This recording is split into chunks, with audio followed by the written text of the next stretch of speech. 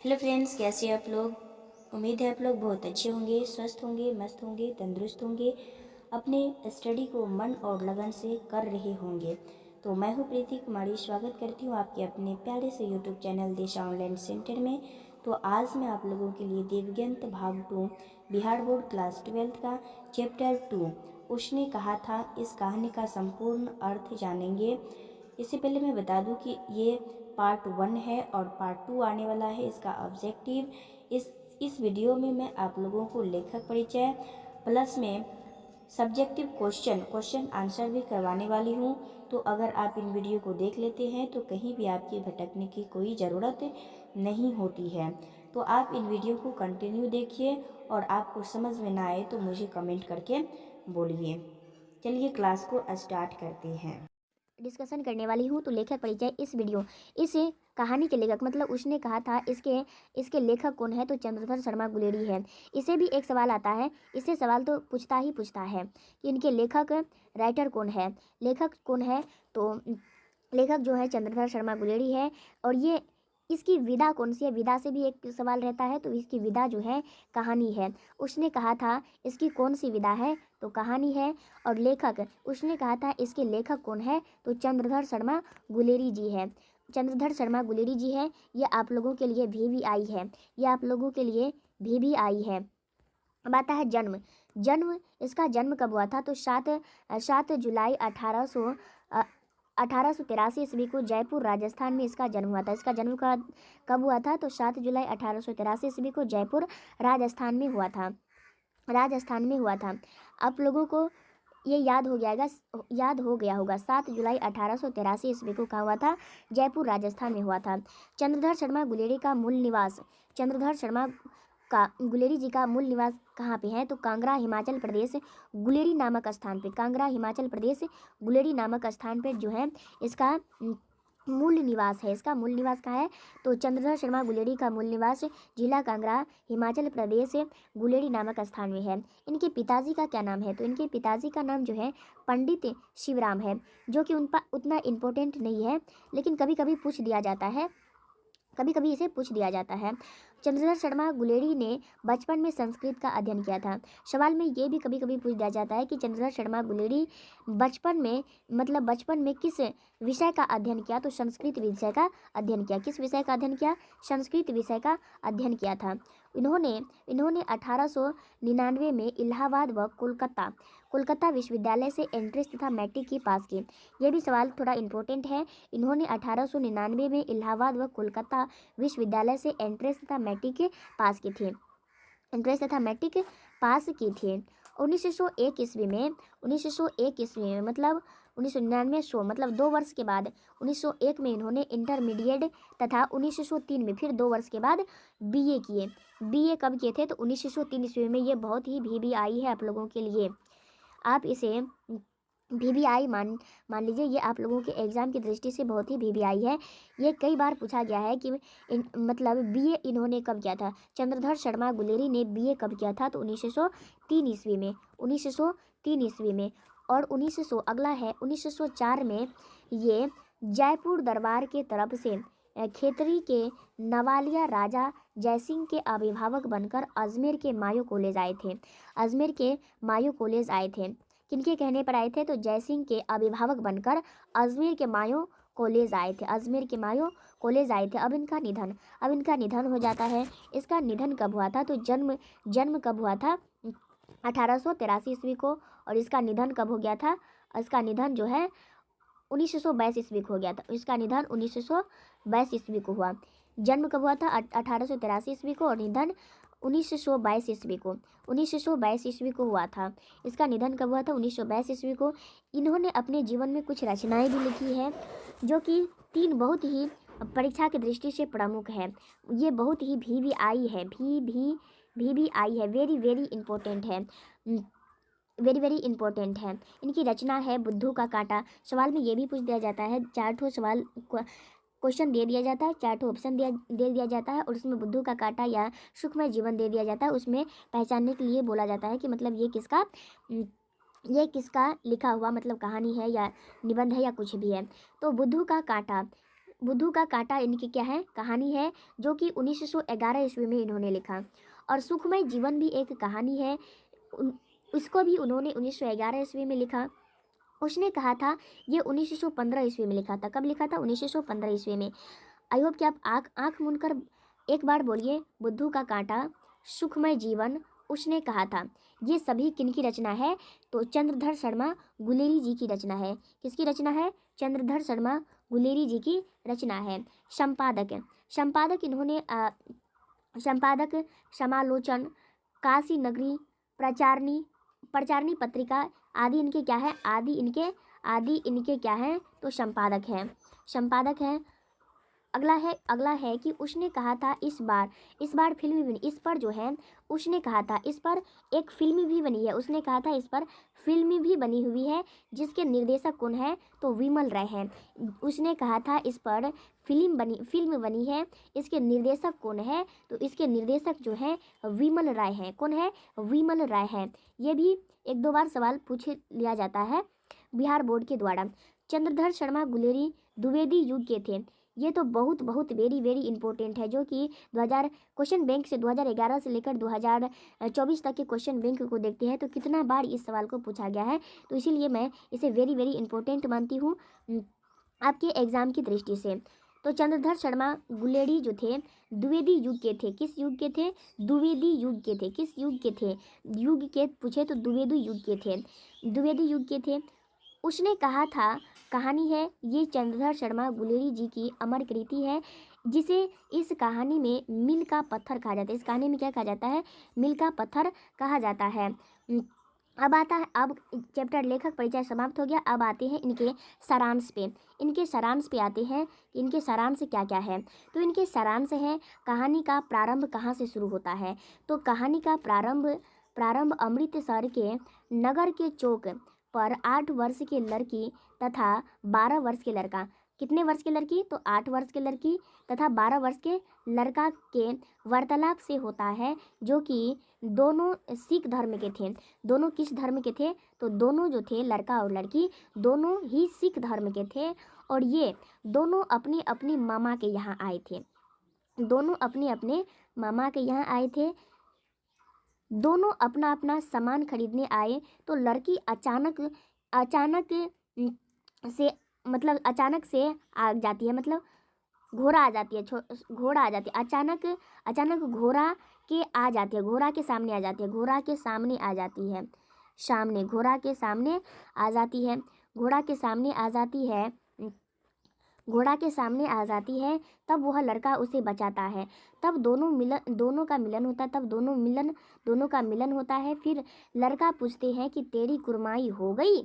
तेरी कुर्माई हो गई? लड़की मुस्कुराकर धत बोलकर चली जाती है। इसी तरह कई दिनों तक चलता रहा। एक दिन फिर दोनों का मिलन हुआ तो फिर लड़का ने वही सवाल किया, वही सवाल को दोहराया कि तेरी कुर्माई हो गई? तेरी कुर्माई हो गई? इस बार लड़की बोली, हाँ मेरी कुर्माई हो गई। तब लड़का का इस बात को सुनकर चौंक गया। लड़का जो था इस बात को सुनकर बहुत ही ज़्यादा एक्साइटेड हो गए और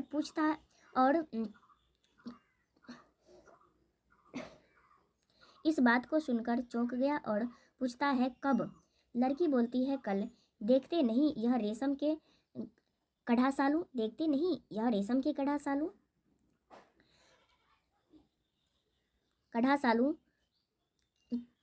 इस बात को सुनकर वो दौड़ जाती है। ऐसा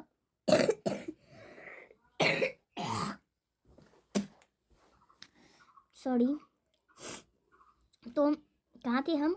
देखते नहीं यह रेशम का कढ़ा हुआ सालू। इस बात को कहकर वो दौड़ जाती है। इस बात को कहकर वो दौड़ जाती है तो ऐसा मानो कि लड़का के ऊपर वज्रपात गिर गया हो और वो पागल की तरह करने लगता है। वो किसकी तरह करने लगता है? पागल की तरह करने लगता है। और छावड़ी वालों की छावड़ी गिरा देता है, किसी को खाई में गिरा देता है, तो कुत्ता को पत्थर मार देता है, किसी को सामने से आती वैष्णवी, किसी सामने किसी किसी सामने से आती वैष्णवी को टक्कर मार देती है। ये बहुत ही इम्पोर्टेंट है। किसको टक्कर मारती है? तो वैष्णवी को टक्कर मारती है, मार देता है और गाली सुनता है। गाली सुनता है। कौन गाली सुनता है? तो वही छोटा सा लड़का जो 12 वर्ष का था, गाली सुन लेता है।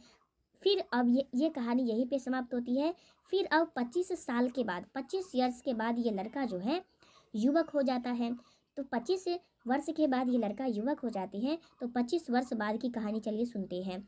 25 वर्ष बाद इस कहानी का शुरुआत होता है। उस लड़की का नाम सूबेदारनी हो गई। उस लड़की का जो छोटी सी लड़की थी 8 वर्ष के, उस लड़की का नाम अब क्या हो गई? सूबेदारनी हो गई। इनके बेटा का नाम बोधा सिंह, जो पिछले 1 वर्ष से सैनिक में कार्य करने लगे। कितने वर्ष से? तो 1 वर्ष से सैनिक में काम करने लगे। इनका पति हाजरा सिंह था। इनका पति कौन था? तो हाजरा सिंह था। ये भी सैनिक थे। ये भी कौन थे? तो ये भी जो थे सैनिक थे। और उस लड़का का नाम लहना सिंह पड़ा। जो बचपन में 12 वर्ष का लड़का था, उसका नाम क्या पड़ा? तो लहना सिंह पड़ा। और जर्मनी के विरुद्ध सैनिक में भर्ती हो गए। जर्मनी के विरुद्ध सैनिक में भर्ती हो गए।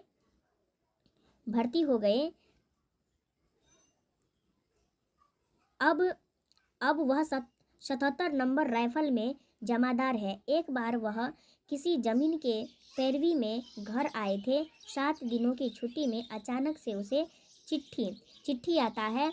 और वह उस दोनों मतलब उस बाप सूबेदारनी के पति और बेटे को भी चिट्ठी आ जाता है। बाप बेटे को भी आता है। तो रास्ते में हाजरा सिंह चल दिए और रास्ते में हाजरा सिंह का घर पड़ता था। लहना सिंह जाने लगे तो रास्ते में हाजरा सिंह का घर पड़ता है और वह उसे वहाँ पर बुलाया था। हाजरा सिंह जो था लहना सिंह को घर पे बुलाया था। जब लहना सिंह जाते हैं तो वहाँ पर उसकी भेंट सूबेदारनी से होती है। इसे लहना सिंह नहीं पहचानती है। इसे जो है सूबेदारनी को लहना सिंह नहीं पहचानते हैं। लड़की सूबेदारनी, जो लड़की थी सूबेदारनी, वो पहचान जाती है। तब वह उसे बचपन की बातें याद दिलाती है और कहते हैं कि जिस तरह से तुमने मुझे घोड़ा से बचाया, उसी तरह तुम मेरे पति और बेटे का रक्षा करना। मैं तुमसे भीख मांगती हूँ। तब लहना सिंह स्वीकार किया। तब इस बात को लहना सिंह फिर से स्वीकार किया। तब युद्ध भूमि पर उसने उसके बेटे बोधा सिंह को अपने प्राणों की चिंता न करते हुए बचाई। पर इस तरह कोशिश में वह स्वयं घायल हो गए। उन्होंने इस घाव को किसी को नहीं दिखाया, किसी को नहीं बताया। इसी तरह उसके पति को भी गोली लगने से बचाया। तब एम्बुलेंस आया। उसके बाद 77 लोग मारे गए। वो नहीं लिखे, 77 लोग मारे गए और 68 लोग जो थे घायल थे। तो एम्बुलेंस आया तो लहना सिंह न जाकर बोधा सिंह और उसके पिता हाजरा सिंह को घर भेज दिया और कहा, जाओ तुम अपने पत्नी से कहना कि जो उसने कहा मुझसे कहा वह मैंने कर दिया। जो उसने कहा वो मैंने कर दिया। अब इस कहानी से आपको बहुत ही अच्छा लगा होगा। इस कहानी में बहुत ही इंटरेस्टिंग बातें थी। तो इस युद्ध में कितने लोग मारे गए थे? तो 77 सिख मारे गए थे। कितने लोग सिख मारे गए? 77 सिख मारे गए और 68 सिख जो थे घायल हो गए थे। कितने घायल हो गए थे? तो 68 सिख घायल हो गए थे। अब इसके क्वेश्चन आंसर को करते हैं। उसने कहा था इस कहानी के शीर्षक की सार्थकता ज्ञात करें। ये क्वेश्चन 1-2 बार पूछा गया है, तो इस क्वेश्चन को आप देख लीजिए। शीर्षक कहानी किसी भी रचना के बीच में होता है जो कि उनके चारों ओर की कथा की बनावट होती है। प्रस्तुत कहानी के बीच से ही बचपन की कहानी बाद में महान श्रेय बन गया सूबेदारनी और लहना सिंह का। इसलिए इस कहानी की सार्थकता बिल्कुल ही सटीक है कि इसका नाम क्या है? उसने कहा था। मतलब उसने कहा था, आप कहानी में देख चुके हैं, उसी अनुसार से आप इसको लिख लीजिएगा। आई होप कि आप लोग इसको अच्छे तरीके से समझ गए होंगे। अगला है मृत्यु के कुछ समय पहले स्मृति साफ हो जाती है। ये भी 1-2 बार पूछा गया है। उतना चांसेस नहीं है आपकी बार आने का, लेकिन पूछा गया है तो आप लोगों को बता देती हूँ। इससे पहले मृत्यु के कुछ समय पहले स्मृति बहुत साफ हो जाती है, स्मृति बहुत साफ हो जाती है।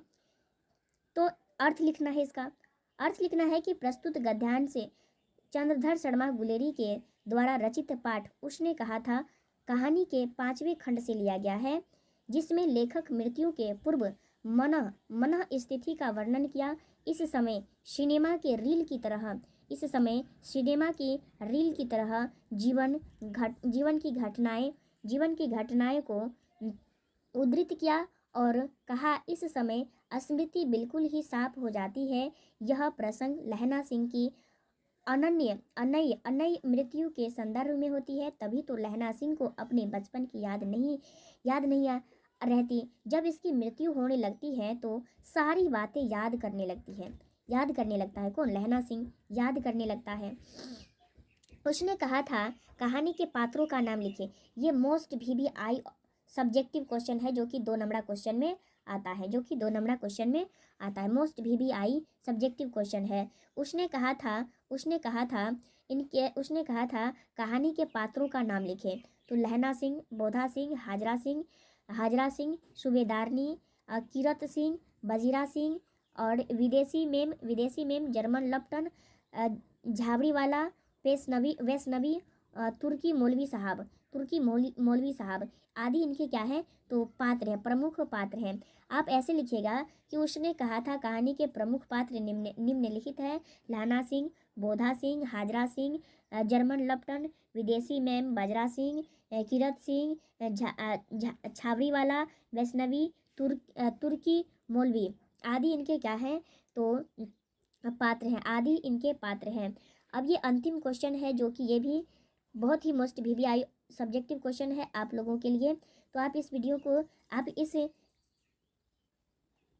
क्वेश्चन को नहीं छोड़ सकते हैं। लहना सिंह के चरित्र का वर्णन करें तो आप लोग लहना सिंह के चरित्र का वर्णन तो पहले ही वाकिफ हो गए कि उसका चरित्र का वर्णन क्या है। ये जो है कौन थे? नायक थे। इस कहानी का क्या था? तो नायक थे। लहना सिंह की चरित्र का विशेषताओं का वर्णन करें तो उसने कहा था कहानी का नायक लहना सिंह है तथा ये प्रतिभा संपन्न वीर सैनिक, दूसरी ओर निश्चल प्रेम का कुर्बान हो जाने पर भी प्रेमी है। वह फ्रांस के बलियम युद्ध में 77 सिख जो कि जमादार के रूप में कार्य करते थे, उसी में वह शहीद हो गए थे। कौन? तो लहना सिंह। आप लोग, आई होप कि आप लोगों को यहाँ तक कोई दिक्कत नहीं होगा। अगर आप, इससे पहले मैं बता दूं कि अगर आप और भी मेरे वीडियो को देखना चाहते हैं तो कमेंट कीजिए और शेयर कीजिए इस वीडियो को, ताकि ऐसी तरह मैं वीडियो सब